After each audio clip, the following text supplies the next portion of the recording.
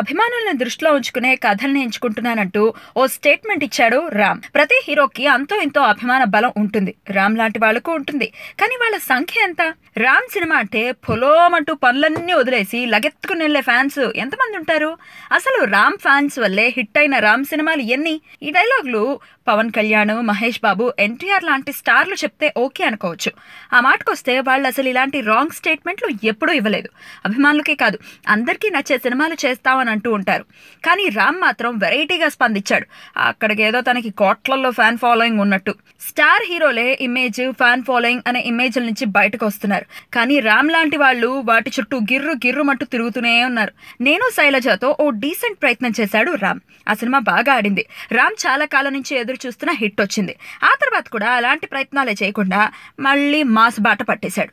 హైపర్తో ఆ cinema title మాత్రమే కాదు, కథా కథనాలు కూడా ఫుల్ మాసీగా ఉండబోతున్నాయన్నది ట్రైలర్ చూస్తే అర్థమవుతుంది.